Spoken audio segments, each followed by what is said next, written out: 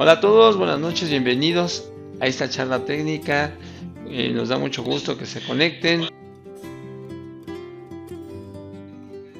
El día de hoy vamos a tener un tema que es el de la transmisión 0 AM que se ocupa en los vehículos Audi, Seat y Volkswagen. Es una transmisión DSG de cambio directo y además ocupa un doble embrague seco. Okay, vamos a compartirles una presentación para poder hablar de esta temática y poder explicarles las formas en cómo trabaja esta transmisión.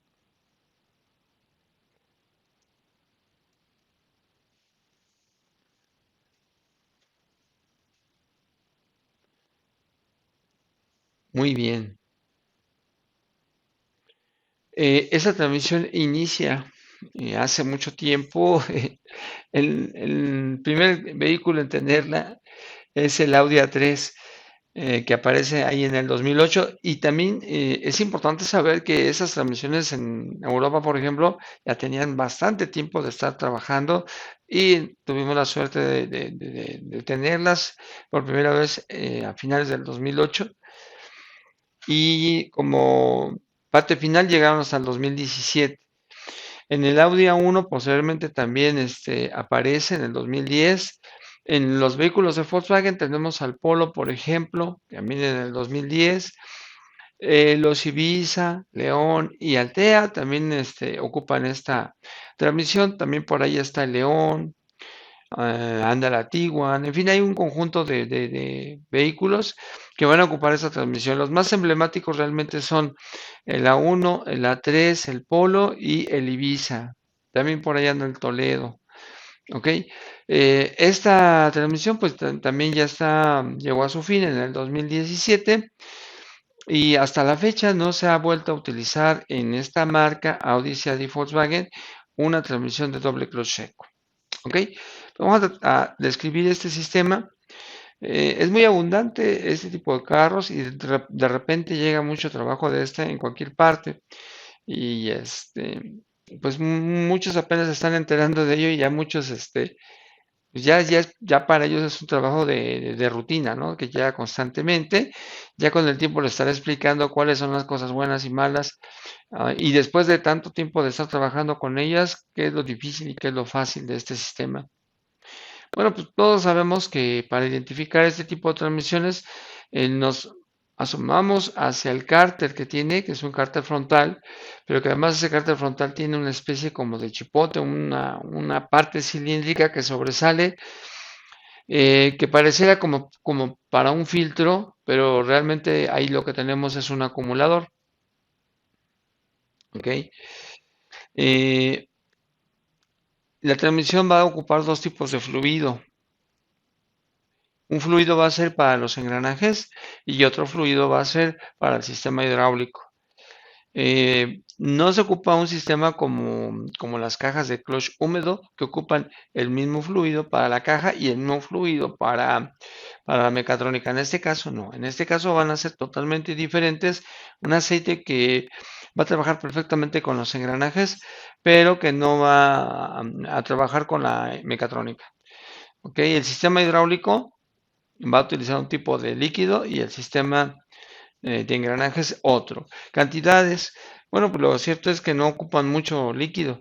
La unidad mecatrónica apenas utiliza 1.1 y los engranajes van a ocupar 1.7. Acá tenemos los números de parte. El G052 171 para el 70W75 para la transmisión.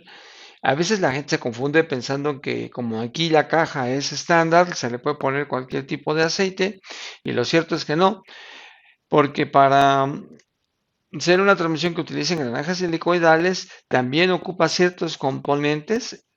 Recuerden que los acopladores cónicos antes eran de bronce y hoy día ya no son de bronce.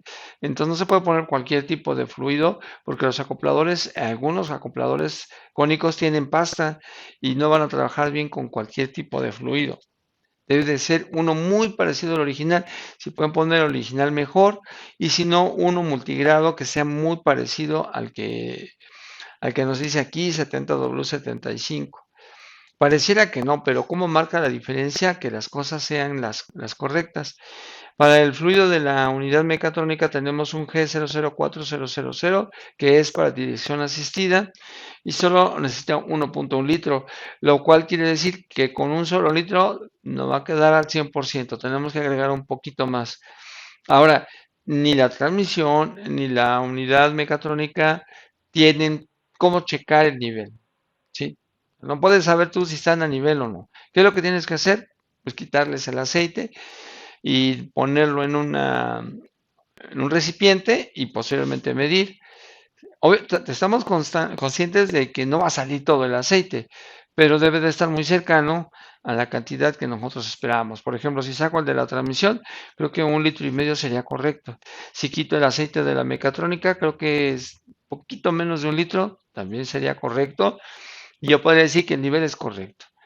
¿Sí? Si yo quito el de la mecatrónica y veo que solo tengo, no sé, 800 mililitros, esa le hace falta. Si yo quito de la transmisión y solo tengo 1 litro, quiere decir que está bajo el nivel. ¿Ok? No hay otra forma de checar, no hay un tornillito para medirle, nada. Solo es, pues retira el aceite y mídelo para saber si el nivel era o estaba correcto. Bien, aquí fíjense, porque muchos empezamos ya a entender o empiezan a entender lo que significa este tipo de transmisiones. Eh, las transmisiones que usaban engranajes helicoidales y que además también ocupaban embragues secos, por ejemplo, o posteriormente embragues húmedos, están diseñadas bajo una forma muy especial y que no tienen nada que ver a la forma anterior, es decir, cuando veíamos transmisiones con engranajes helicoidales, pues nos estamos acordando de las cajas de cambio manual. Sin embargo, esas transmisiones que vemos aquí, que son DSG, tienen otra estructura totalmente diferente. Estas transmisiones para nada se parecen o son como una transmisión de cambio manual, no, porque fueron diseñadas para trabajar como transmisiones automáticas, que coincide que tienen engranajes helicoidales, bueno, y que tienen acopladores y sincronizadores. Sí, son los mismos ingredientes, son la misma materia prima que utiliza una transmisión de cambio manual, pero esta tiene una estructura totalmente diferente, un acomodo de partes completamente diferente y gracias a ello se puede trabajar como si fuera una caja automática. Entonces no podemos confundir y decir, es que es una transmisión como de cambio manual, pero no es una caja de cambio manual. Tiene ingredientes que la hacen, elementos que la hacen parecer una caja de cambio manual, pero para nada. Esta es una caja automática diseñada para ser automática, nada más. ¿Ok? ¿Y a qué se debe? Lo que pasa es que esta transmisión es como si tuviéramos dos en una. Es una transmisión de 7 cambios y divide los cambios pares y los cambios impares de la siguiente forma. La transmisión va a tener 3 ejes. Es rarísimo, ¿no? Que una caja tenga 3 ejes. Porque utiliza un eje, tiene 2 ejes importantes y un tercero para la reversa. Entonces, los ejes de la transmisión, el eje 1 y el eje 2, van a estar acomodados de tal manera que en la parte frontal van a tener los cambios pares y en la parte trasera de ambos ejes vamos a tener los cambios impares. ¿Ok? Pues les decía, está diseñada para ser una caja automática y acomodada para que esto se logre. Entonces, si tú andas con un código por ahí de un cambio par, eso lo vas a encontrar en los engranajes que tú veas hacia el clutch, los que vas a ver hacia el frente. Y si tienes un problema con los cambios impares, eso lo vas a ver en la parte hacia atrás, hacia la tapa trasera de la transmisión.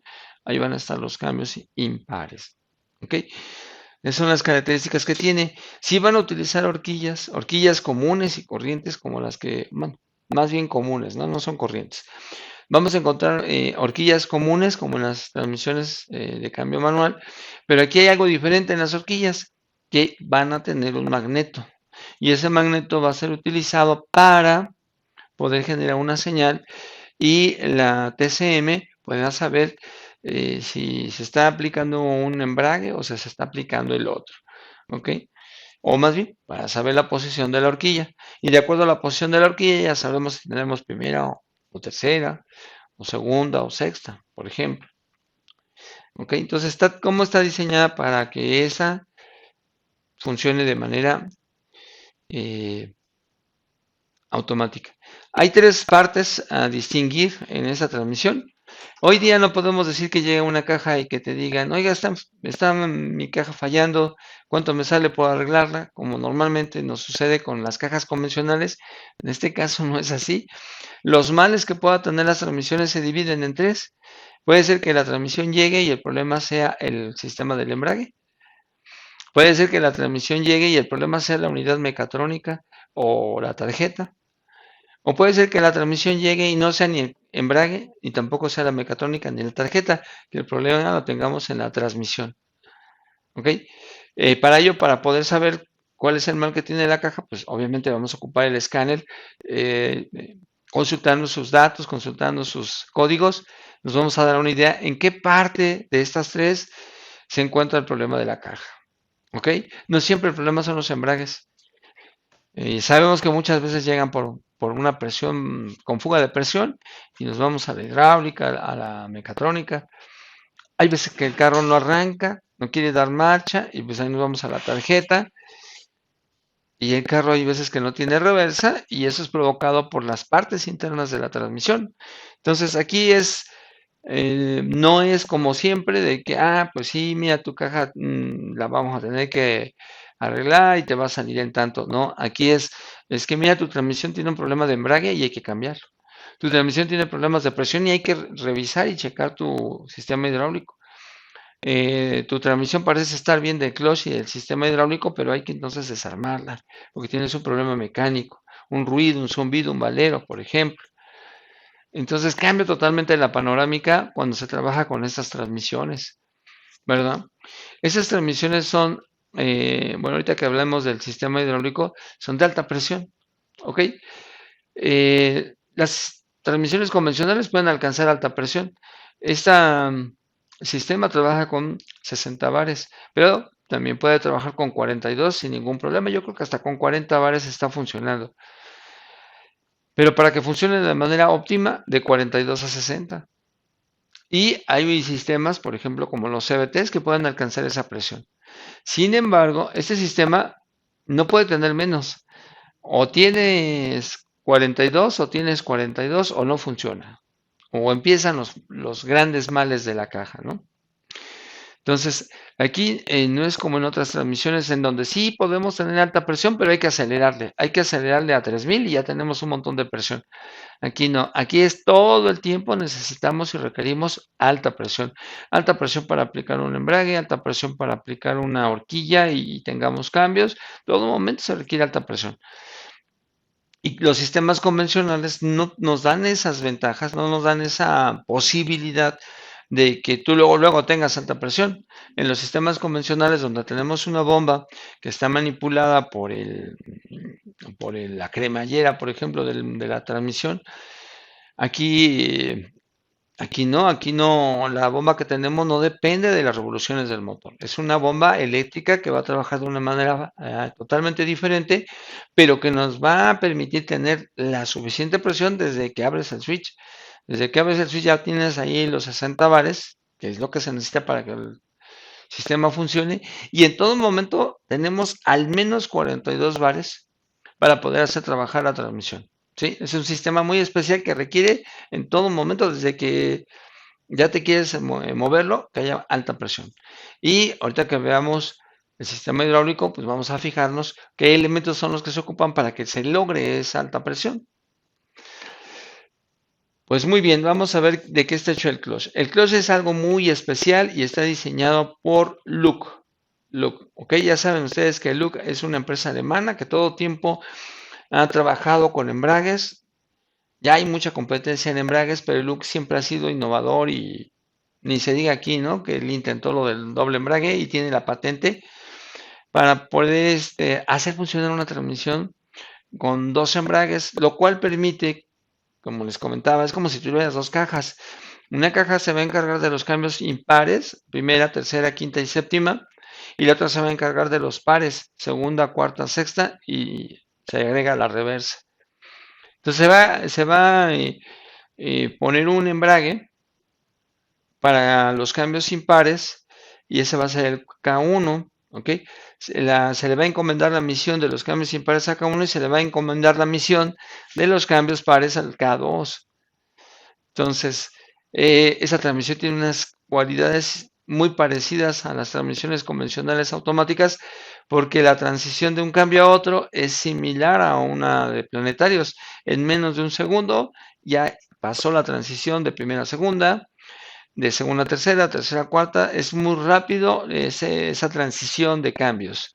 Y eso se logra porque tenemos dos embragues. Para hacer los cambios no vamos a estar cambiando de engranaje y luego vamos a estar poniendo un clutch. No, no, no, no. Para que haya un cambio entre otros, nada más hay que eh, abrir un clutch y cerrar el otro. ¿Ok? Abro un clutch mientras el otro está cerrando y los cambios son muy rápidos. Porque antes de que estemos trabajando con los embragues, ya se seleccionó el engranaje. El engranaje se selecciona primero y después ya se cambia el embrague. Se cierra uno y se abre el otro. ¿Ok? Estos coches tienen esa característica que son normalmente abiertos, a diferencia de los convencionales que son normalmente cerrados y hay que pisarlos para pisar el pie en el diafragma para que se abran. Aquí no, aquí esos están abiertos y para que apliquen hay que cerrarlos, hay, tienen que cerrar. Entonces es más fácil, si quitas presión, se abre el clutch y si aplicas presión, cierra el clutch. Entonces, entre cambio y cambio, lo único que hay que hacer es libero uno mientras estoy aplicando el otro. ¿Por qué? Porque el engranaje ya está aplicado. Para cuando ya se están trabajando con los cloches, ya tenemos el engranaje puesto. Hasta se pueden escoger dos engranajes al mismo tiempo y no pasa nada. Puedes escoger un impar y un par y no pasa nada, porque solo uno de los dos cloches está trabajando y el otro no está trabajando. Este embrague, muchas veces cuando veíamos la caja decíamos, bueno, ¿y cómo lo vamos a quitar? No, a lo mejor nada más está sobrepuesto, pero le jalabas y no salía. Ah, bueno, pero para poder sacar ese tipo de cloches ya todo el mundo lo sabe, hay que quitar el centro estriado del K1 y entonces acá atrás hay un seguro, quitas ese seguro y ya puedes retirar esta unidad donde tenemos el embrague doble. Se requiere herramienta para sacar el embrague y esa herramienta está disponible en todas partes. Solo hay que comprarla, ¿no? Invertir, comprarla, porque nos va a ayudar a extraer el embrague y para montar el embrague también. Muchos ya tienen mucha experiencia con estas transmisiones, muchos han experimentado y todavía no le conocen bien, les interesa el tema, quieren que cuando llegue un carro todo les salga perfecto y no se compliquen las cosas como cuando la primera vez que estamos trabajando con un sistema de estos, le batallamos bastante y sí le sufrimos. Es normal, porque pues, estamos haciendo algo que no conocemos. Pero lo que queremos es que este tipo de cosas no se presenten constantemente. Queremos conocer cómo funciona, cómo trabaja, para que cuando nos llegue una unidad, esta salga muy bien. Ok, entonces el astriado, hay dos flechas de entrada. El astriado de la flecha 1 lo trae el disquito que es desmontable y que tenemos que desmontar para quitar el clutch. Oye, no puedo jalar el clutch con una cadena, con una palanca. Sácalo como quieras. Pero si lo vas a reutilizar, usa herramienta. ¿Sí? Porque si lo vas a utilizar y por estarlo jaloneando lo lastimas, lo dañas, pues ya no te va a volver a servir. Y la herramienta es rapidísimo y no le afecta en lo absoluto al embrague. ¿Ok? Aquí podemos observar las pastas, la del 1 y la del 2.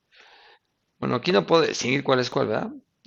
Esta es la parte frontal del embrague y acá alcanza a ver una pasta y de este lado, acá arribita, otra. Tenemos una placa que, bueno, es que aquí hay tres placas. Una placa en medio se utiliza para las dos cloches. La placa del medio que es donde está el valero. Una placa de apoyo, ¿no?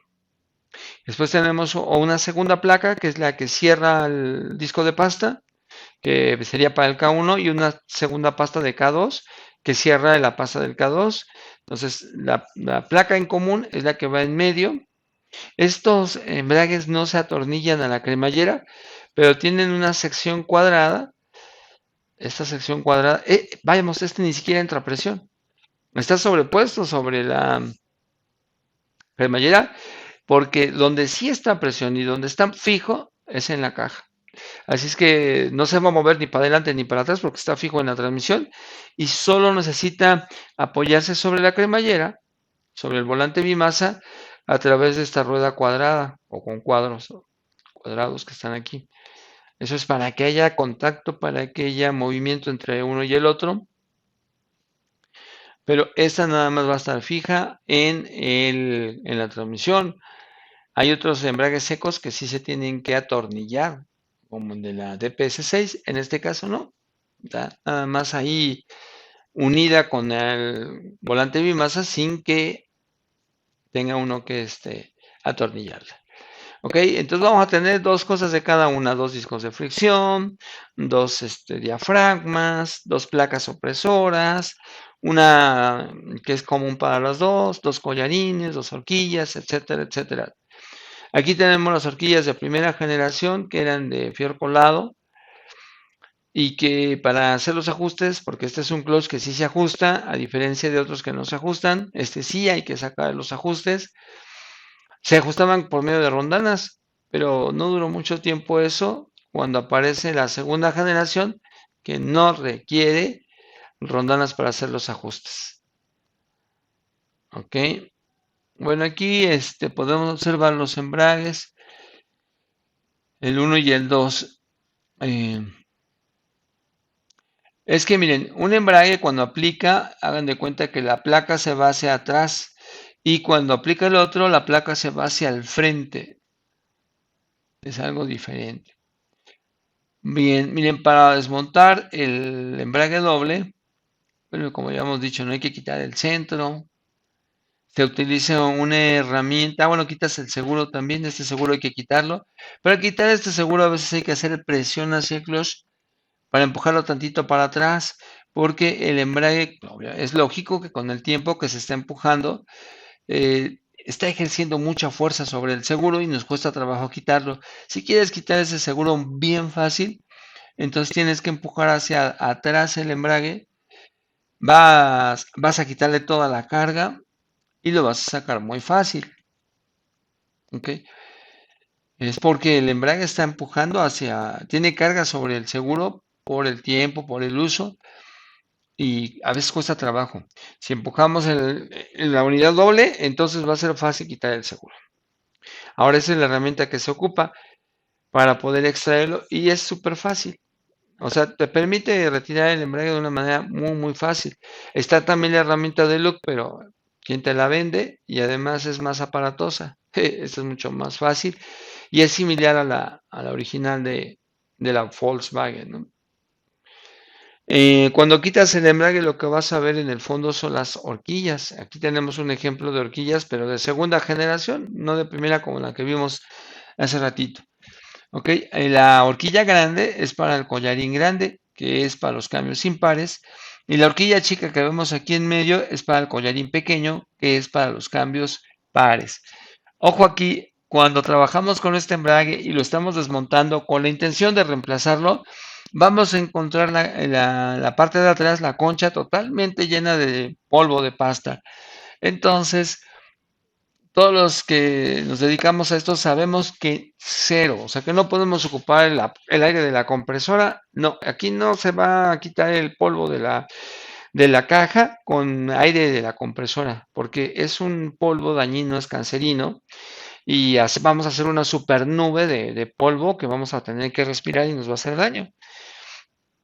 En teoría aquí no deberíamos de tener aceite, solo polvo, y para poderlo retirar está muy sencillo. Vamos a hacer con una cubetita, vamos a poner jabón de polvo y vamos a echar jabón de polvo a la transmisión para que jale el polvito de la pasta y con una escobita le vamos a limpiar muy bien. ¿Ok? Eso es lo primero que tenemos que hacer. En caso de que haya grasa proveniente del retén del cigüeñal, proveniente de algún lugar, proveniente de los mismos retenes que tiene la transmisión, bueno, pues ahí vamos a A veces el jabón y el agua no es suficiente.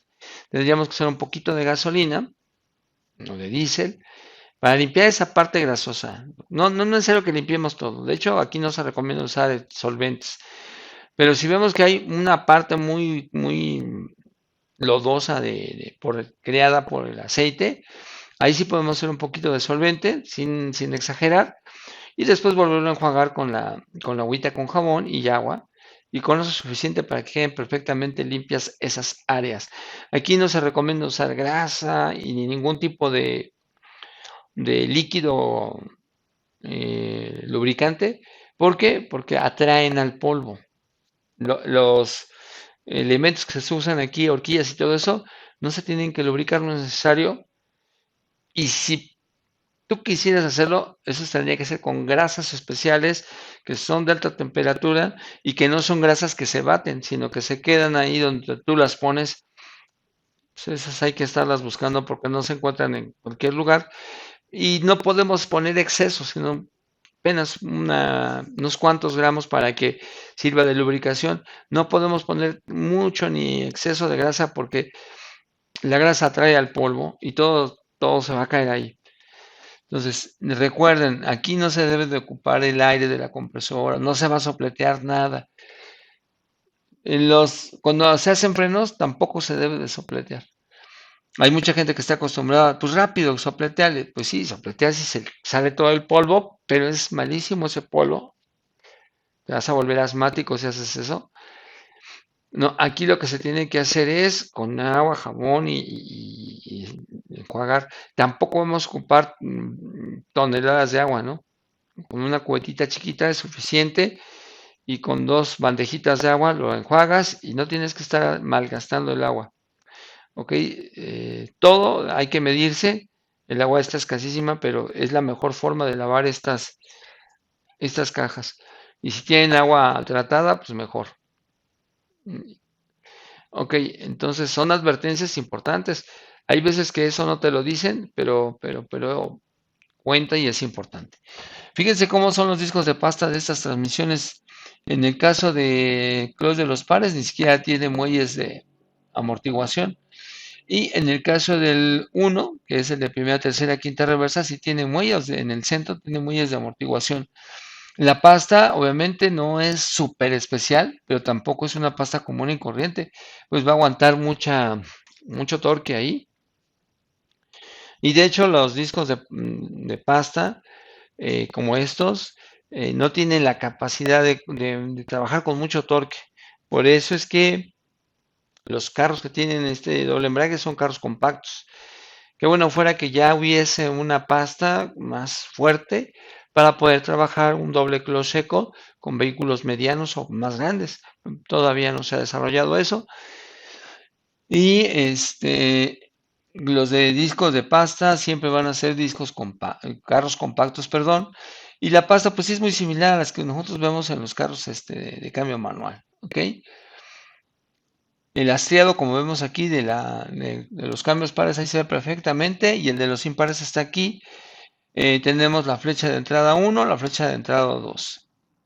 Ahora, aquí hay algo bien interesante que, miren, la verdad es que siempre llevamos prisa y siempre queremos hacer las cosas, ya ponlo, ya quítalo. Estos cloches siempre se deben de medir. Bueno, mi recomendación es que siempre los midan, aunque sean nuevos. ¿Por qué? Porque a veces cuando tenemos un clutch nuevo por X o por Y, lo tenemos que volver a quitar. Se nos olvidó algo. Por ejemplo, a nosotros nos pasaba mucho que cuando ya estábamos montando el clutch se nos olvidaba poner el collarín pequeño. No sé, andábamos haciendo mediciones y de repente, no sé, alguna ocasión se nos llegaba a olvidar el collarín pequeño y bueno, volvíamos a quitar el clutch, no pasaba nada. Sin embargo, nos dimos cuenta de una cosa, que a veces cuando tú quitas un clutch de estos, se cierra el clutch. Es decir, si tenía una apertura, se va a cerrar. Y como no tienes una idea de cuánto tenía anteriormente, no sabemos, mi clutch es nuevo, nunca lo medí, no sabía cuánto tenía de juego. Y ahora me doy cuenta que se cerró. Ahora, ¿qué hago para abrirlo de nuevo y volverlo a montar? ¿Ok? Bueno, precisamente por eso debes de medirlo desde antes de que instales desde que es nuevo, tú tienes que fijarte cuánto juego tienen los cloches nuevos. Porque además los cloches nuevos tienen ahí una compensación. A veces te dicen menos punto 2 o más punto 2 o menos punto 1 o menos 2.2.1, no sé. Siempre hay que restar o aumentar cierta cantidad a los ajustadores y eso viene marcado en los cloches. Esa parte viene marcada en los cloches.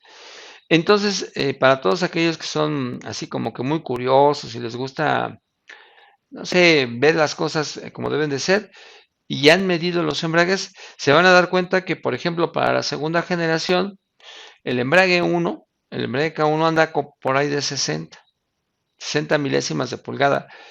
Porque las mediciones vienen en milímetros de estos cloches, pero nosotros tenemos nuestra herramienta en pulgadas, ¿no? Entonces yo les voy a decir en pulgadas. En milímetros sería 1,5 milímetros. ¿Ok? Entonces 60 milésimas el K1 si está en cero. ¿Ok? O sea que no sume ni reste.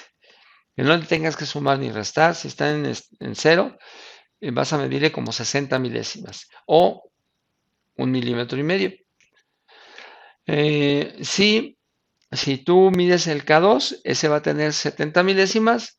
Ay, en milímetros sería 1.65, alguna cosa así, ¿no? Más o menos. Bueno, ustedes hagan la conversión. Eh, Me gustaría decirte exactamente, pero como yo siempre estoy midiendo con mi carátula de pulgada, entonces yo puedo decir el K1 tiene 60 milésimas de pulgada, mientras que el K2 70. Cuando están en cero, cuando no tienes que sumarles ni restarles.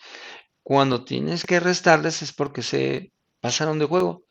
Y cuando tienes que aumentarles es cuando en lugar de 60 tienes 58. Entonces hay que restarle a la laina. Y cuando hay que aumentarle es porque en lugar de 60 tengo 63 o 64. Ahí es donde encuentras la lógica. Porque hay que sumar o restar. Porque el juego del clutch natural, sin nuevo, no está dentro del estándar que sería 60 y 70. Bueno, es lo que yo digo, ¿no? Porque he medido muchos y me han coincidido. A lo mejor estoy equivocado, pero a mí me ha coincidido esas medidas, esas mediciones, ¿no? Ahora, el caso de que tú lo pongas y dices, sí, no me quedó. ¿Por qué sabes que no te quedó? Cuando tú montas un clutch en la transmisión, tienes que volverlo a medir. El juego que debe de haber en ese clutch está entre 1 a punto 15. Pero lo que te conviene es dejarlos los dos en uno. A veces no es tan fácil dejar los dos en uno. O mínimo dejarlos en punto 20, punto 30. Punto 20 ya es riesgoso. Punto 30 está todavía. De punto 30, voy de nuevo. Cuando hacemos estas mediciones las estamos haciendo en pulgadas, ¿ok? El milímetro sería 1 milímetro máximo y medio milímetro para mí mínimo, ¿ok? En pulgadas sería 40 máximo y 20 mínimo. Ya si te bajas de 20, no me gusta a mí porque algunas transmisiones quedan, pero otras no te permiten hacer el ajuste básico. Entonces, cuando siempre te permite hacer el ajuste básico, es cuando los tienes muy cercanos a uno o cuando menos en veintitantos o en 20. Ya menos de 20 es bien difícil. 20 milésimas de pulgada. No, a ver si no los hago bolas. 20 milésimas de pulgada o 40 milésimas de pulgada sería lo correcto. ¿Ok? Armamos el close, debemos de tener una carátula, con unos ganchitos levantamos la pasta y estamos midiendo. Hay mucha gente que dice, pues yo los monto así. Sí, hay muchos que los montan así, sí. Pero yo, para no tener problemas, los checo que estén en ese ajuste. Si desafortunadamente ya me pasé, es decir, me pasé de 1 milímetro, me pasé hasta 1.30 milímetros, 1.30, pues lo bajo y cambio la calibración. ¿Ok? Pero en teoría, si tú escoges la laina correcta, la laina que le vas a poner a los collarines es la manera de ajustar el clutch, Con lainas se hacen los ajustes. Si tú escoges la laina correcta, no debes de tener gran problema. Pero para que escojas la laina correcta de los collarines, necesitas una herramienta. Esa herramienta es como si estuviera el clutch. Entonces tú pones le llaman galga, pones la herramienta y la rondana y vas a meter el seguro. Si el seguro entra forzado, quiere decir que ya tienes la laina correcta. ¿Ok? Tanto para K1 para K2. Se usa una herramienta y pones collarín, pones herramienta, el seguro tiene que estar justito. Si entra flojo, tienes que poner una calza más grande. Si no entra, pues una más delgada. Eso es muy lógico, pero necesitas esa herramienta que te permita hacer esa parte, ¿no? Ahora, una vez que tú ya tienes la lena correcta, si el clutch te dice que le sumes, pues le tienes que buscar una galga un poquito más grande. Y si te dice que le restes, pues tienes que buscar una más delgada. Primero tienes la medida estándar, ahora hay que ir al clutch para ver qué nos dice, si hay que restar o si hay que sumar. Mientras sea muy poquita la distancia que haya que sumar o restar, yo a veces no modifico, dejo la misma. Pero si es mucho el número que hay que sumar o restar, entonces sí busco una más delgada o busco una más gruesa. ¿Ok? Si ustedes que miran detalladamente todo esto, pues ahí tendríamos que invitarlos al curso que estamos preparando ya para una fecha próxima. Ya les estaremos diciendo al final. Este clutch sí se tiene que hacer ajustes. Y es muy bonito que cuando un clutch es nuevo, tú lo pongas como tal y con el ajuste adecuado y correcto. ¿Por qué? Porque le vas a hacer que su vida sea muy larga. Hay veces que dicen, no, no nos quedó. Mueve la horquilla para que cierre más el clutch o cambia las lainas. Podemos buscar formas alternas. Mientras te quede con el juego correcto, va a trabajar perfectamente el embrague. Pero si nosotros ya estamos recorriendo el autoajustador, pues sí va a quedar bien ajustado, pero le estamos quitando vida. Porque en lugar de que el autoajustador empiece de cero, ya lo recorrimos un 10%, un 20%, y este va a acabar su vida útil más pronto de lo que debería de acabar. Se pueden hacer muchas cosas, al final logramos el ajuste, pero empezar el autoajustador desde cero solo es cuando escoges la línea correcta, ¿ok? Sin que modifiques el clutch tal cual está nuevo. Ahora, ¿podemos hacer lo mismo con un usado? Sí, podemos hacer algo similar. Cuando tú quitas un clutch usado, obviamente no te va a dar los juegos, te va a dar mucho más juego porque es usado, pero lo podemos cerrar de tal manera que lo dejemos como si fuera uno nuevo, en 60 y en 70, y podemos hacer la selección de la línea correcta de la misma forma. Con la herramienta y el seguro nos damos cuenta cuál es la rondana correcta, instalamos, volvemos a poner el clutch y si nos da el juego correcto, ese clutch usado se puede volver a reutilizar.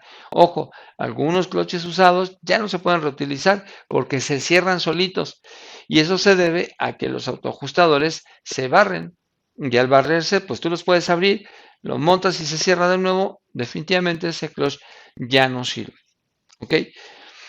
Entonces, sí se pueden hacer muchas cosas, pero lo correcto es deja las medidas como cuando debe de ser nuevo y trata de ajustar, sumar o restar, pero sin modificar la altura del embrague nuevo para que el autoajustador empiece desde cero y se alargue la vida de ese clutch. Si haces otras modificaciones y con ello haces que se recorra el autoajustador, ya no va a empezar en cero y la vida útil del clutch va a ser más corta de lo normal. Estos son los elementos de la segunda generación.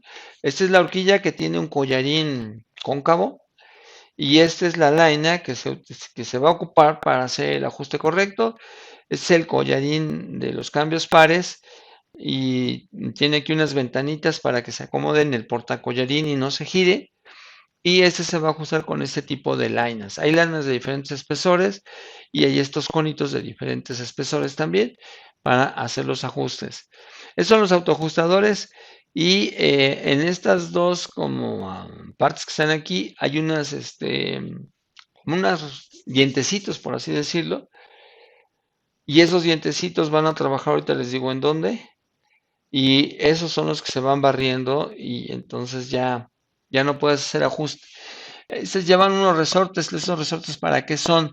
Para ir recorriendo el autoajustador de manera automática. Aquí se van a ver los dientes. Aquí, esta parte es la que tiene unos dientes. Hay varios lugares, ¿no? Aquí hay uno, por acá hay otro. Son tres partes que tienen dientes. Y esas tres partes tienen que ver con tres partes que tiene el autoajustador. Perdón, aquí viene el resorte. En esta parte es donde viene el resorte. Aquí no viene. En tres partes de este aro, que es el autoajustador, vamos a encontrar dientes. Y esos dientes se van a colocar en tres áreas del plato. Es como si tuviésemos un triángulo. O, no, más bien son como cuatro, ¿no? Cuatro partes. No aunque aquí se ve que hay varios como escalones, no en todos los escalones hay dientes. O el autoajustador no trabaja en todos los escalones, trabaja en algunos, pero ahora sí que como que uno sí, uno no, uno sí, uno no. Entonces sería uno, dos, tres, cuatro, son como seis partes donde hay dientecitos y seis como cuñas que tiene el autoajustador y que tienen dientes. Entonces, esos se van recorriendo solitos porque tienen un resorte que los mueve, que los empuja y cuando hay mucho juego se recorren.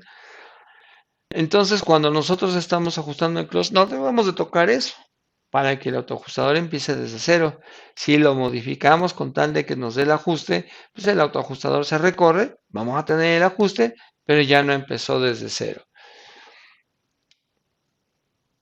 Bien, cuando se monta el clutch, pues ya todo el mundo lo sabe, ¿no? Lo montas en la flecha de entrada 2, va a haber una distancia como de 7 milímetros entre la flecha 2 y la punta del valero. Si es así, entonces ya lo vas a empujar con una herramienta. Aquí no le vamos a pegar al clutch para que entre. El clutch tiene que entrar para llegar a la ranura del seguro, pero lo vamos a hacer con una herramienta, no lo vamos a hacer golpeándole, porque entonces se pueden recorrer los autoajustadores y se nos cierra el clutch. Aquí está la herramienta que se utiliza para...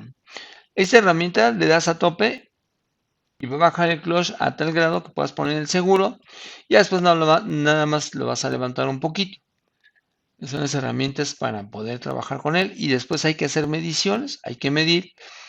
En caso de que nos quede con mucho juego o nos quede con poco juego, bueno, pues a veces hay que quitarlo, pero considerar cuánta cantidad para poder saber cuánto le tengo que quitar o sumar a la siguiente línea que voy a poner. Normalmente vamos a tener problemas con un clutch. No los dos van a salir mal, sino que a veces uno se nos cierra o se nos queda con mucho juego. Y además, si los dos nos quedan mal, bueno, pues hay que considerar, hay que tomar la medida para lograr el ajuste. Precisamente por eso medimos desde nuevo, porque muchas veces cuando sacamos el clutch, aunque fuese nuevo y lo ponemos en la mesa, ya se cerró. Aunque se haya cerrado poquito, imagínate que tú dices, ya nada más necesito la línea que sigue de esta más delgada. La pones y dices, uy, quedó igual. ¿Por qué quedó igual? Porque se cerró cuando lo sacaste. Y aunque tú ya pusiste una línea más delgada, pues con lo que se cerró el clutch te vuelve a quedar a la misma medida. Entonces tienes que volver a medir el clutch nuevo que quitaste para ver si está en sus valores de nuevo. Y si no, pues lo abres.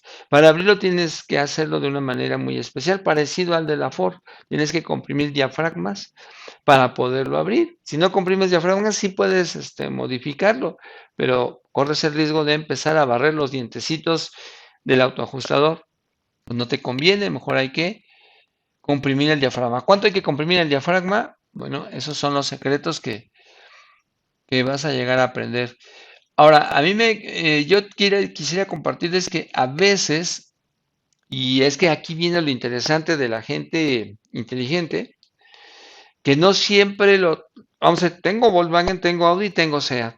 Y yo me he dado cuenta que no siempre, vamos, cuando yo pongo un clutch nuevo, no hay problema, los ajusto igual con los mismos valores, a los mismos valores. Pero yo me he dado cuenta que, por ejemplo, el SEAT, acá en esta ventanita puedes checar el juego de los con una Laina, puedes checar el juego de las pastas. Yo he bajado cajas no por clutch, por mecatrónica, por ejemplo, por alguna otra cosa los he bajado. Y les mido aquí a los SEAT y tienen mucho juego, tienen más de 1 milímetro. Ya se andan trabajando súper bien. Pero, por ejemplo, en un Audi o en un Volkswagen, casi nunca tienen mucho juego. Yo pienso que el juego con el que normalmente trabaja una transmisión depende del tipo de motor, del tipo si es SEAT, Volkswagen o Audi, y hay más tolerancia en unos, o sea, podemos tener un poquito más de tolerancia en unas marcas y menos tolerancia en otras, porque cuando tenemos una tolerancia amplia, va a haber una tardanza en la aplicación cuando pones dry, cuando pones reversa. Vas a poner dry y vas a contar 1, 2 y cuando casi dices 3, aplica ya el dry. Aquí tiene mucho juego. Y hay carros que tienen algo de juego y son tolerantes, aplican rapidísimo. Entonces, eso ya es que si nosotros nos dedicamos a hacer mediciones, vamos a aprender muchas cosas. Cuando una transmisión es más tolerante en la marca tal, cuando es menos tolerante en la marca tal, y cuando ajustemos los cloches debemos de ser más rigurosos. Podemos dejar más juego en tal caja, pero no podemos hacer eso en tal caja. ¿Ok? Precisamente por eso nos sirve medir. Hay gente que no le gusta medir. No es fácil medir tampoco porque es una herramienta que muchas veces nunca hemos usado y agarrarle la forma de cómo usarla es desesperante. Pero ya cuando le encuentras la forma, eso es rapidísimo y fácil. ¿Ok? Entonces también eso es importante. No todas las marcas son tan tolerantes en cuestión del ajuste del embrague. Para la gente que no tiene mucha práctica en ello, pues está súper bien que sepan todos estos detalles para que cuando hagan un trabajo, pues esto les facilite el entendimiento y tengan un gran alto porcentaje de que les quede muy bien su primer trabajo. Aquí tenemos un kit de look que lo que nos interesa es que tú veas que tantas cosas vienen. Hay gente que dice, pues nada más cámbiale el puro clutch doble, quédate con los mismos collarines, con las mismas horquillas. Bueno, pues ese es un gran error. Las horquillas no les pasa nada, nunca he visto que se dañen, pero desafortunadamente nadie te vende, apenas hace poco están empezando a vender los collarines sueltos, pero antes nadie te vendía collarines. Entonces, si tenías un disco los discos nuevos, los discos de pasta nuevos, no te servía de mucho porque los collarines también se llegan a dañar, empiezan con un rechinido horrible, se salen todas las balitas y te pueden echar a perder el disco de pasta. Entonces no hay como cambiar todo. Hay gente que pues, hace trabajillos, ¿no? Pues que ya lo voy a vender y hacen cosas que saben que no van a durar mucho, ¿ok? Un close usado, collarines usados, entonces sabemos que no van a durar mucho, ¿no? Pueden funcionar, pero no a largo plazo. Son cosas que pueden durar, no sé, unos 4 años, 3 años, dependiendo de muchas circunstancias. Pero si tú quieres que duren mucho, pues de preferencia que sea todo nuevo. Y en el kit viene tornillos, vienen seguros, viene el buje piloto, viene todo. Entonces, siempre es conveniente mejor comprar un kit completo que por partes.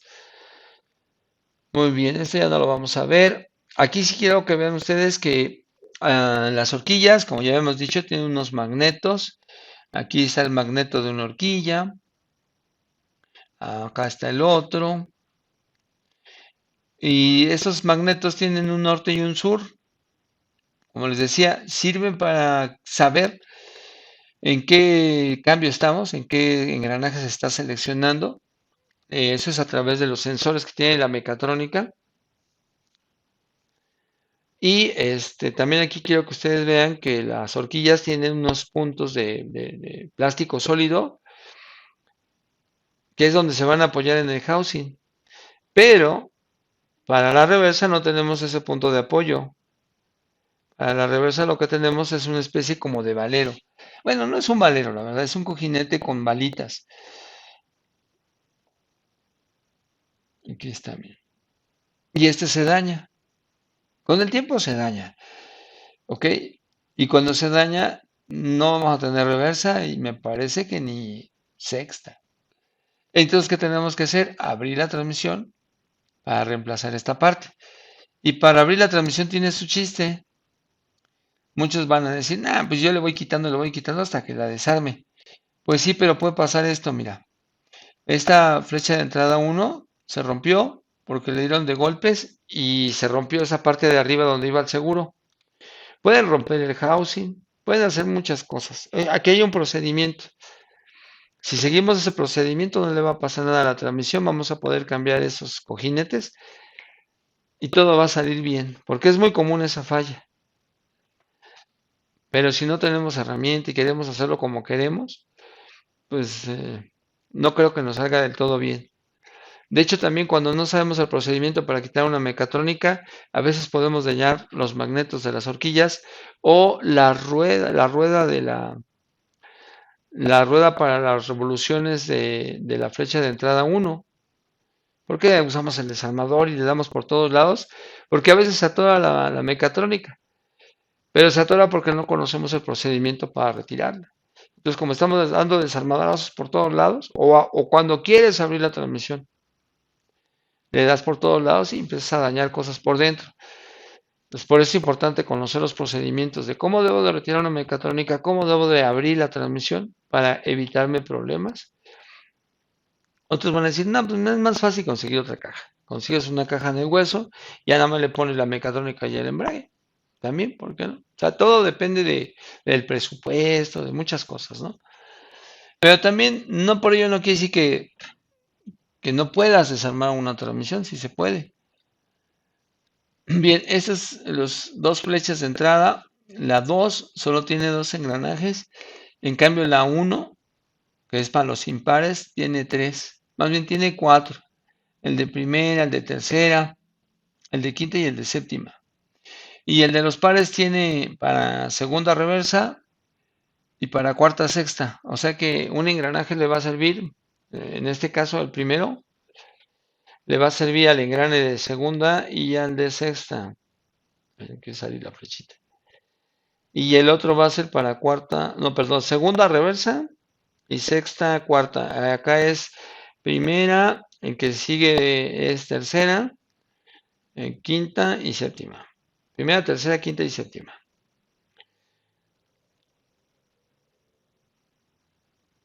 Cuando hay un elemento dañado, vamos a poner que se barre el engranaje de, no sé, el 4, el de primera, no entra bien, se escucha mucho ruido. Es posible que tengamos algo malo adentro en ese eje. Pero aquí no vamos a hacer cambios de nada. No vamos a cambiar. A ver, desármalo y cámbiale el acoplador, cámbiale el sincronizador. No. ¿Por qué no ven en esas partes? ¿Qué es lo que hacemos cuando hay un engranaje dañado? Cambiar todo el eje. Todo el eje. Nada más hay que fijarnos que los engranajes sean iguales, de la misma cantidad de dientes. Y no vamos a desarmar nada. Simplemente es reemplazo un eje por otro eje y ya. ¿Sí? Porque te la vas a pasar a un montón de lugares y nadie te va a vender un sincronizador, un acoplador, ¿no? Nadie te va a vender eso. Te va a vender toda la flecha completita y eso es lo que tú vas a reemplazar. Dependiendo del que tú tengas dañado o de la parte que tengas dañada, por ejemplo, si tengo un problema en el eje 1 con un engranaje que ya está todo hasta maltratado, bueno, pues está muy bien, consíguete el eje completo o te van a dar el eje completo y bueno, tienes que quitar y poner. Quitar y poner todos estos elementos tiene su chiste, no es nada fácil. Tiene su grado de dificultad y su forma de hacerlo. En algunos casos lo vamos a tener que hacer. Miren, estos son los cojinetes donde muchos dicen, es que se salen las balitas. Es que el plastiquito, no, no, no. Lo que pasa o cuando esto se daña es porque tienen una guía de acero. No sé por qué, pero esa guía de acero es donde corre el cojinete y las balitas se mueven para arriba y para abajo y tienen aquí una guía de metal, se le rompe la pestañita y cuando se rompe la pestañita ya empieza el desastre. El pedacito de lo que se va rompiendo, los sedimentos que se van rompiendo, llega al fondo de la guía de la corredera donde trabaja la horquilla, entonces ya no llega a tope. Ya no llega a tope y entonces ya no tiene reversa, ya no tiene sexta y además ya tiene juego la horquilla porque se pierde esto. Entonces, ahí es cuando hay que abrir la transmisión, ¿ok? Y a veces puede ser que el clutch esté bien, que tu mecatrónica esté bien, pero el problema lo tenemos en la transmisión. Y hay veces que se juntan las cosas. Tengo dañada la tarjeta y tengo mala caja. Suele suceder, ¿no? Ok, entonces aquí está toda la información de la engranajes, etcétera. Ahora vamos a ver de la parte hidráulica. Como decíamos, aquí hay una unidad hidráulica que requiere de alta presión. ¿Y que esa alta presión la quiere siempre? No, a veces sí, a veces no. O si estoy en marcha mínima necesito menos presión y más cuando esté acelerando. No, aquí todo el tiempo se requiere alta presión. Por eso es que la presión se va a generar con la ayuda de una bomba, un motor eléctrico y un acumulador. Este acumulador va a ser como que el depósito donde se va a almacenar la presión. Y además con este acumulador es que se va a lograr la alta presión. Esta bomba y este motor lo que van a hacer es un caudal y van a mandar aceite a la parte interna del acumulador. El acumulador está precargado con un gas nitrógeno.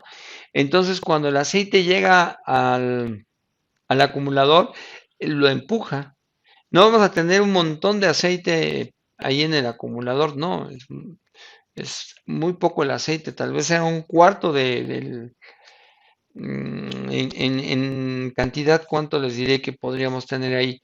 Tal vez menos de un cuarto de litro es la que está presurizada. La cantidad que se presuriza aquí de fluido, gracias al gas que tiene el acumulador, esa cantidad nos permite hacer cuatro cosas. Por ejemplo, aplicar dos cloches, por ejemplo, mover dos horquillas. Cuando hacemos cuatro acciones, vamos a suponer que ya se hicieron dos cambios. Cuando vamos, estoy en primera, hago segunda. Cuando hago tercera ya se bajó la presión. ¿Y qué sucede? Que se vuelve a recargar el acumulador. Entonces ya cuando vuelvo a recargar el acumulador puedo hacer cuarta, quinta y sexta. Y cuando llegue a sexta otra vez ya se bajó la presión y se vuelve a recargar, entonces ya puedo hacer séptima, por ejemplo. No se va a descargar luego, va a durar cierta cantidad de movimientos, va a bajar la presión, va a volver a recargar. Este sistema hidráulico es cíclico. Eh, Inicia o arranca cuando tenemos 42 bares, arranca el motorcito, llega a 60 y se apaga. Después, conforme vamos usando el vehículo, se va a volver a descargar a 42, va a volver a arrancar el motorcito y se va a volver a apagar en 60. Todo eso está súper bien. Y realmente la vamos a porque también de 42 a 60 no se va a tardar 5 minutos, ¿no? Es a veces menos de un minuto, la bomba y ya se cargó. En medio minuto ya cargó si se bajó a 42 para cargar a 60, se tarda menos de medio minuto. Ya, cargó. Se va a callar la bomba hasta que se descargue, pero para que se descargue ya hicimos dos cambios. Luego se va a volver a cargar y así se va a trabajar cíclicamente y todo armónicamente y todos contentos. Pero luego hay problemas con el tiempo, con el uso. Este sistema tiene problemas y se va a ir perdiendo la presión y a veces vamos a tener unas fugas enormes que la bomba no descansa porque no alcanza los 60 bares. ¿Sí? ¿Cómo sabemos los 60 bares, los 42 bares? Obvio, el sistema tiene un sensor de presión, ¿no? Entonces hay muchas cosas como la base de aluminio, la base del acumulador que se quiebra y nos genera una fuga enorme. Nunca llegamos a los 60 bares y la bomba nunca descansa. Pero hay muchas otras cosas que provocan fugas. Muchas veces pensamos que porque ya cambiamos el aluminio ya nos va a quedar el sistema y estamos totalmente equivocados. Por eso es que hay que tener o hacer pruebas para tener la certeza de que eso está funcionando o que va a funcionar bien. Aparte del aluminio, ¿qué otra cosa puede haber? Pues que a veces los aluminios tienen problemas con una válvula de alivio que tienen aquí que está cargada con un resorte.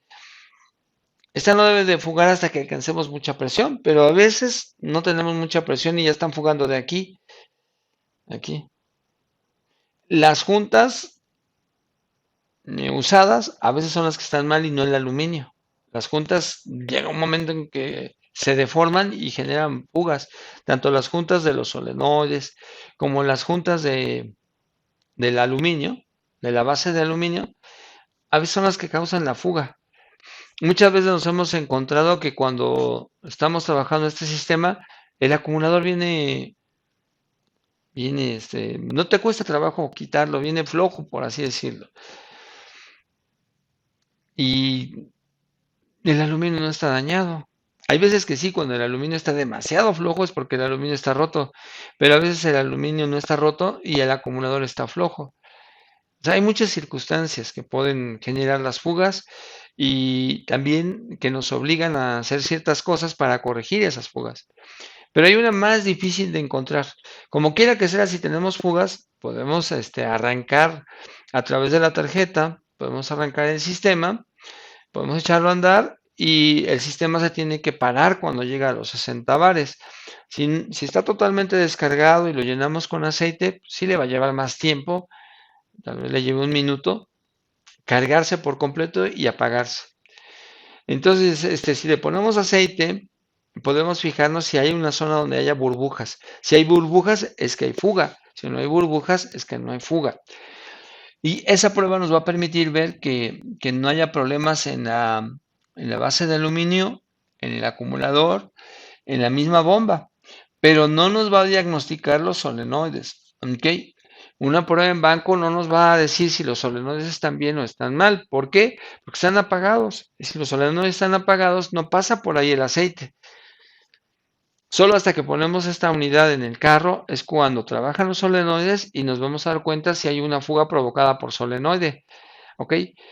Hay muchos códigos que se refieren a la fuga de presión. Entonces se supone que si nosotros ya empacamos la unidad, ya nos tenía que haber quedado. Pero muchas veces nos sorprendemos porque después de haberla probado y ver que aguanta un montón y no se descarga, pues la ponemos en el carro y ahí nos dice lo contrario. Nos dice que sí se está descargando constantemente, que la bomba no para. Oh, y entonces, ¿qué es lo que está mal? Pues a veces eso lo provoca los solenoides de control de presión. Tenemos dos solenoides de control de presión.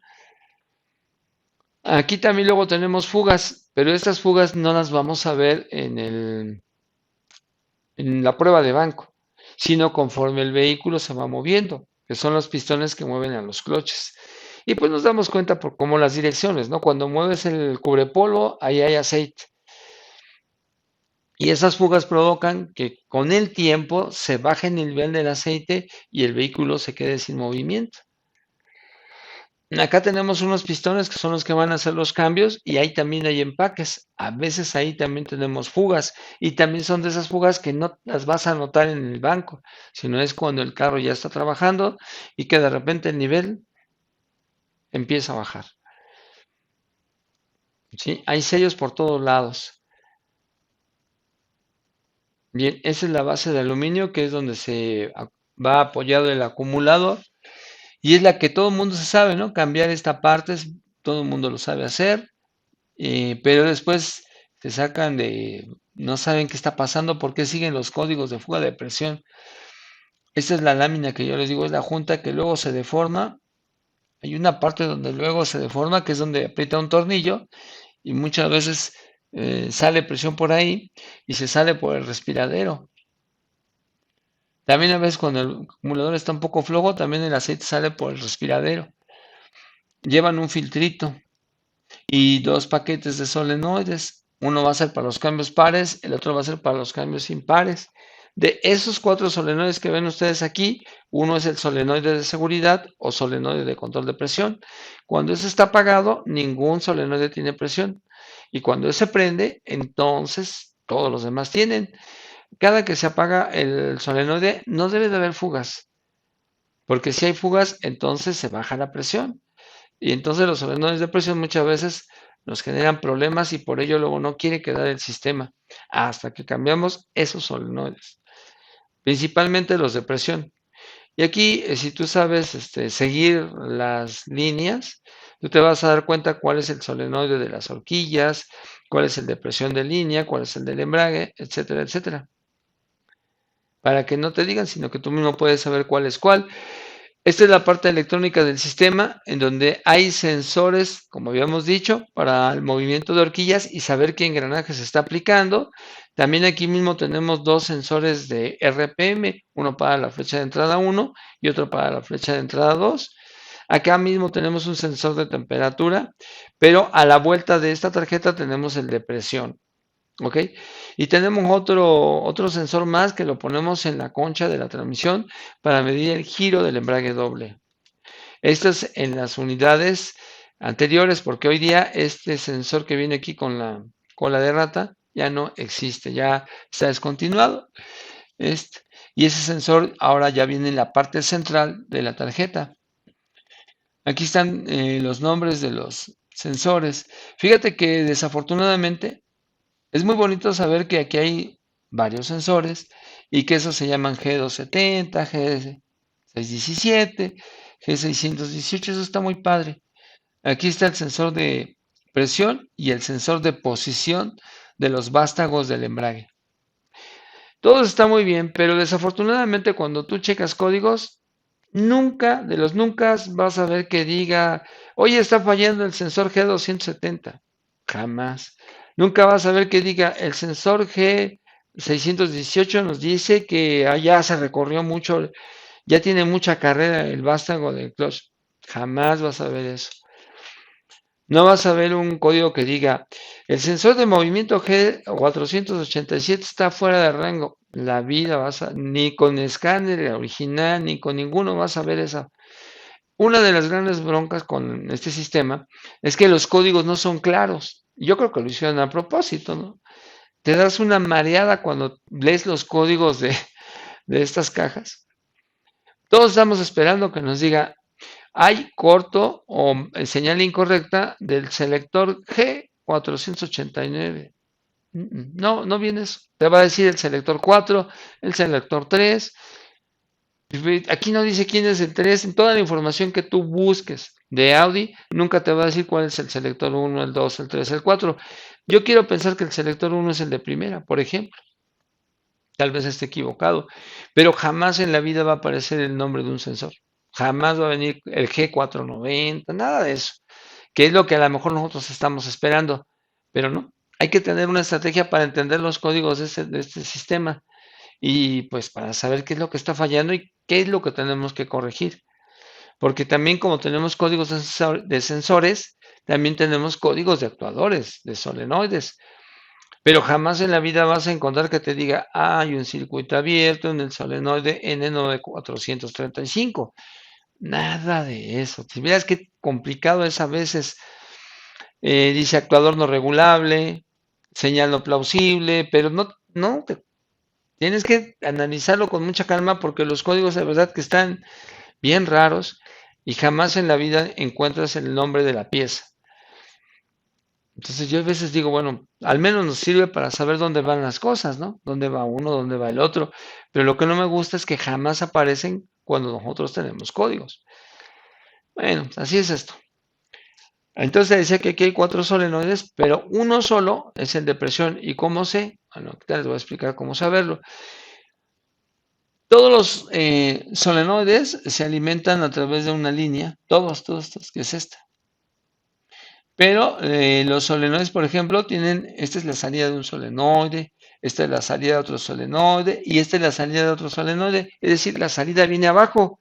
Sin embargo, en el solenoide de control de presión, la salida va arriba. Entonces, aquí el 2 es el solenoide de control de presión porque la salida va arriba. Aquí había una confusión. Alguien me decía, no, ese es el solenoide de clutch. Dije, a ver, espérame, yo sé que es el de presión, pero bueno, vamos a hacer una cosa. Entonces yo me fui a esta otra parte que yo les decía. Es que como nosotros hacemos cajas y hay cuerpos de válvulas y todas esas cosas, estamos muy acostumbrados a ver este tipo de cosas, las venas hidráulicas, los conductos, están muy familiarizados con esto. Entonces yo dije, bueno, si ese es el del clutch, pues debe de llegar a un orificio donde están los vástagos del clutch. Ay, pero ¿qué crees que no? Ese solenoide que es diferente llega a donde está el filtro y se conecta con el otro. Mira, aquí está. Este que está aquí, acá va el sensor de presión, ¿ok? Este orificio es para este solenoide que está aquí. Y este, si te das cuenta, se conecta con el de acá, que es el 3. Los dos sensores, los dos solenoides de presión se conectan, pero los de clutch no se van a conectar. Tenemos un clutch por un lado y el clutch por el otro lado. Entonces yo dije, no, yo estoy bien. Esos no pueden ser los solenoides de clutch. ¿Por qué? Porque los solenoides de clutch no se conectarían. ¿Y qué es? ¿Cómo que se conectan? Se está conectando la alimentación, no la salida. ¿Ok?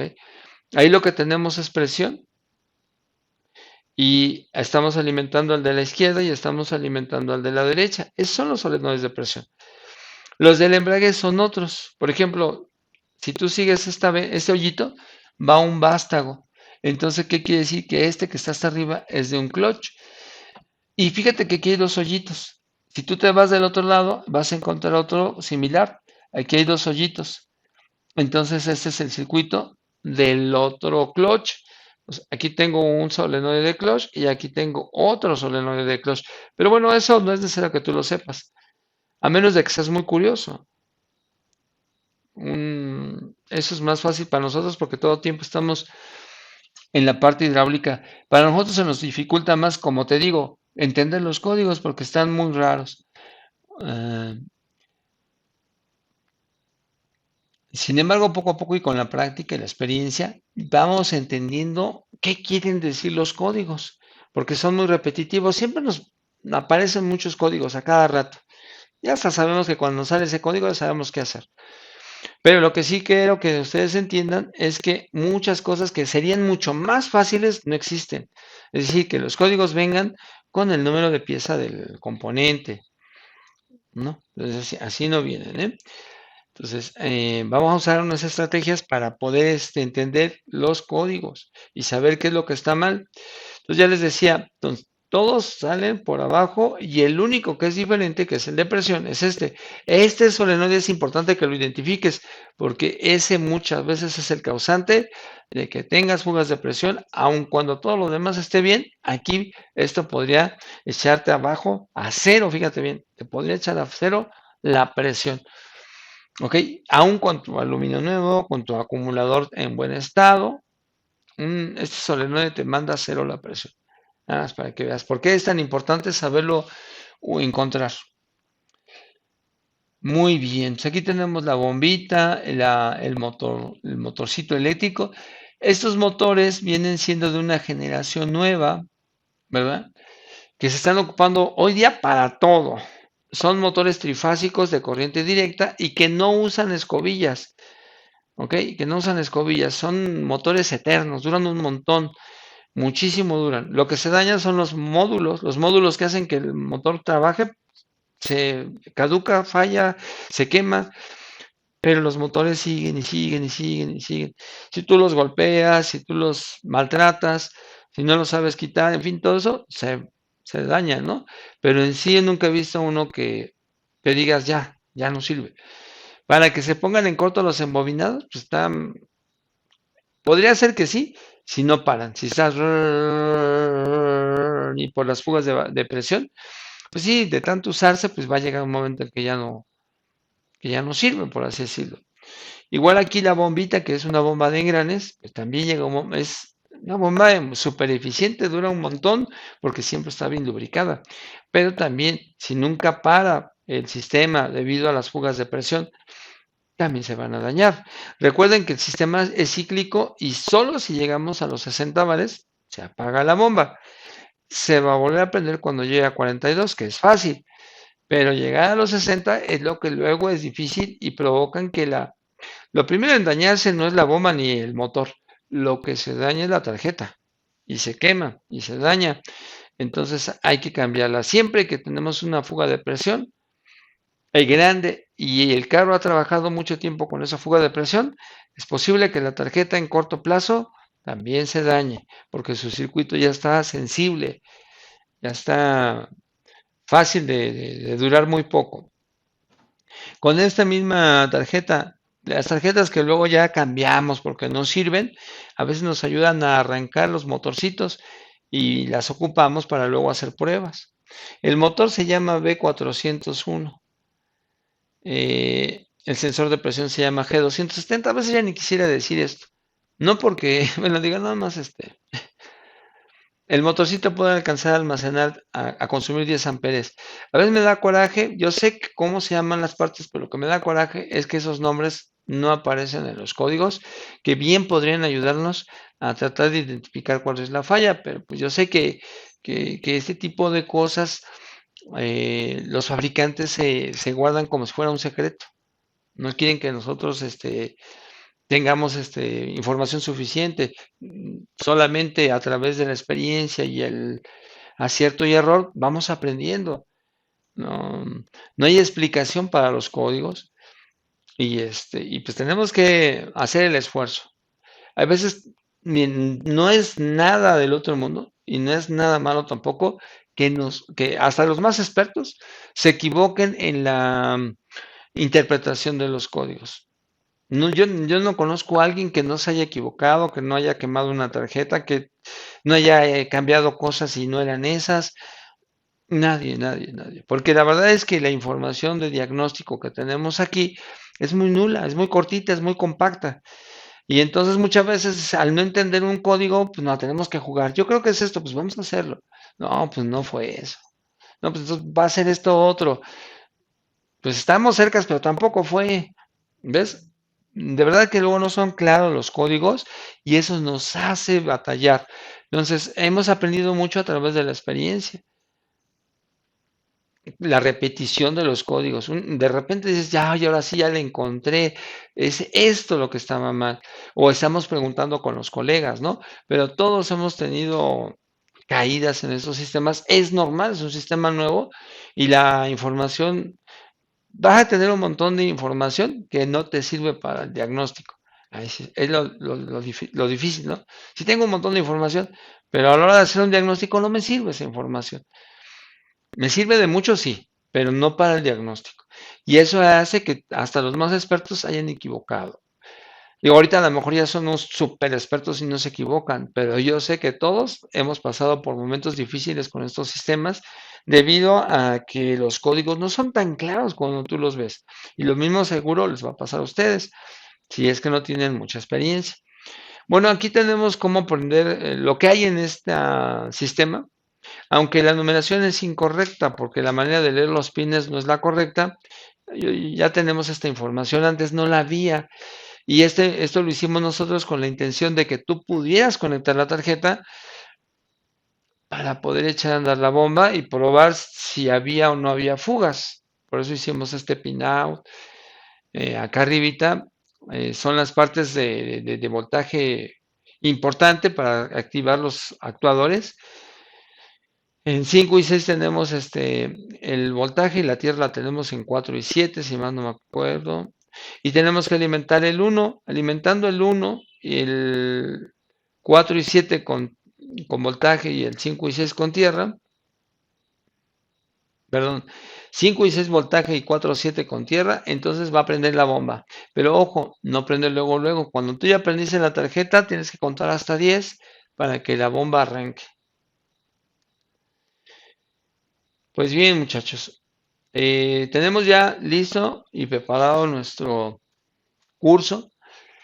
Aquí vale mucho la pena este curso porque vamos a hablar mucho de las experiencias, de las cosas que nos han pasado, de las cosas buenas y las cosas malas que nos han sucedido.